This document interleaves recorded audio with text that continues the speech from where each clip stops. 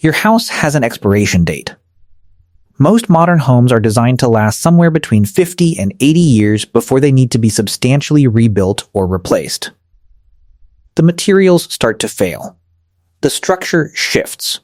Things that were built fast and cheap and convenient begin to show exactly what they were. Now consider this. In Scotland, there is a village where people were sleeping in stone beds 5,000 years ago, before the pyramids existed, before written language was widespread, before the wheel had reached most of the world. Those beds are still there. The walls are still standing. The hearths are intact. Nobody has touched them. Nobody maintained them. The North Atlantic has thrown everything it has at those walls for 50 centuries. They didn't move. So the question isn't just how ancient people built their homes. The real question is, what did they understand about permanence that we've quietly forgotten? The first thing ancient builders understood almost universally was this: use what's already here. Not in a primitive sense, in a deeply intelligent one. Skara Brae is built from local sandstone. The 9-story tower houses of Yemen's old city of Sana'a, some of them 2,500 years old and still standing, are constructed from the same stone and baked brick that sits beneath that desert ground. The walls of a simple 1st century home in Nazareth were 60 centimeters thick, not because those people had limitless resources, because they understood that mass and density drawn from local stone equals stability. Here's the honest part, though. Not all ancient homes lasted. Most didn't. Egyptian cities were built largely from mud brick. Ancient forests produced timber homes. Almost none of those structures survive. The ones we're still looking at, the ones that made it 5,000 years, share one thing in common. They were built from dense, durable, local material that happened to belong in that environment. That's not coincidence. That's the first rule. But material alone doesn't explain it. Because you can stack the best stone in the world and still watch it slowly shift, crack, and sink if what's underneath it wasn't thought through. In Nazareth, builders didn't pour a level slab and start from there. They found the bedrock. They cut into it, stepped their corners into it, let the earth's own geometry anchor the walls in place. Gravity did the holding.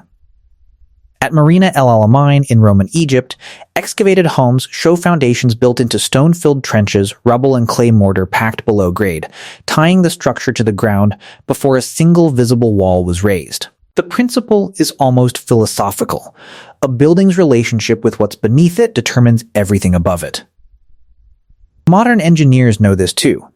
It's just that foundations are expensive and invisible and easy to compromise when speed and cost are running the project. Ancient builders didn't have that luxury. Get the ground wrong, and the house falls. So they got it right. Now here's where it gets genuinely remarkable. The Romans built the Pantheon in 128 AD. Its dome spans 43 meters, there is no steel reinforcement, no modern fasteners, and it is, nearly 1,900 years later, completely intact. For decades, engineers assumed Roman concrete was simply very good. But in 2023, researchers at MIT published findings that changed the understanding entirely. Roman concrete wasn't just strong. It was self-healing. The Romans mixed volcanic ash called pozzolana with quicklime in a specific way that created tiny, calcium-rich mineral clusters embedded throughout the material. When a hairline crack formed and water seeped in, those clusters would react with the moisture and fill the crack with new mineral growth. The concrete literally repaired itself over and over across centuries. Ancient Egyptian builders were doing something similarly clever. Mixing Nile mud with straw and sand, confirmed by modern laboratory testing, significantly reduced cracking in baked bricks. The straw gave the mud cohesion. The sand filled the microgaps. These weren't primitive mixtures. They were systems designed to respond to stress over time.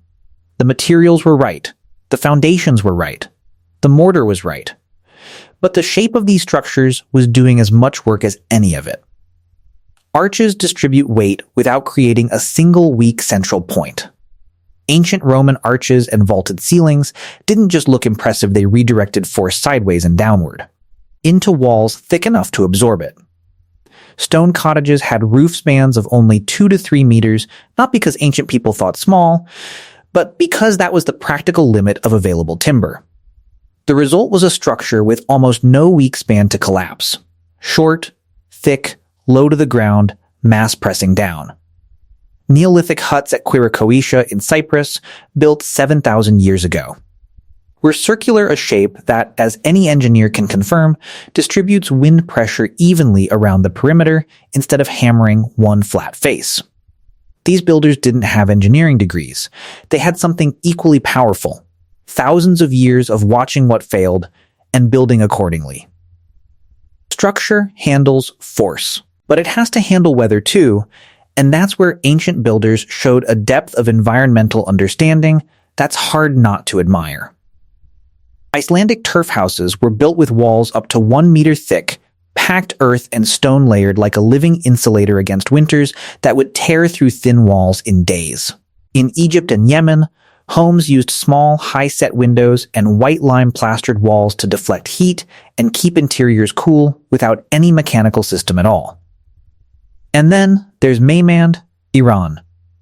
A cave village carved from volcanic rock, inhabited continuously for roughly 3,000 years. The villagers discovered, almost certainly through generations of observation, that keeping fires burning inside coated the cave walls in soot. That soot formed a carbon seal that prevented the soft volcanic stone from crumbling. They weren't burning fires for warmth alone. They were, in effect, waterproofing their walls. No manual, no engineer, just attention, passed down across generations. Here's the part that most videos like this quietly skip over. We talk about Skara Brae and the Pantheon and the tower houses of Yemen because they're still there. But they're still there precisely because they are exceptions. Most ancient homes did not survive. Egypt was a civilization of mud brick, and almost nothing of ordinary domestic life remains above ground. Iceland's turf walls, for all their clever insulation, needed to be rebuilt every 20 to 70 years from erosion. Many of the stone villages we call ancient are still standing because people never stopped living in and repairing them, like the cave homes of Matera, Italy, occupied continuously since around 9000 BC. And Skara Brae itself? It wasn't standing proud on a hillside. It was buried under sand, accidentally preserved until a storm in 1850 stripped it open and revealed it to the world. Durability in the ancient world was rare. We're looking at the survivors and calling it the standard. That's worth holding on to as we take the lesson forward. The buildings that made it 5,000 years weren't built by people trying to impress the future. They were built by people trying to survive their present as well as possible, with what the ground beneath them provided. Thick stone walls, foundations cut into bedrock, lime mortar that sealed cracks with time, short roof spans that left nothing to sag, soot on cave ceilings that no architect specified. These weren't grand ambitions. They were honest responses to honest problems.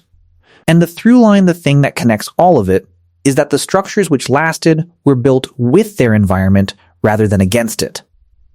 Not overriding the climate, not importing materials alien to the soil, not outrunning the physics. Researchers today are reverse engineering Roman concrete, trying to understand the hot mix method well enough to build modern structures that self-heal. Matera's cave homes, once called the shame of Italy by a national government that wanted them demolished, are now a UNESCO World Heritage Site. People still live in them. There's something in that. Whatever is built in genuine relationship with its place tends to outlast everything built in spite of it. Skara Brae is still standing. 5,000 years of wind, and it's still there.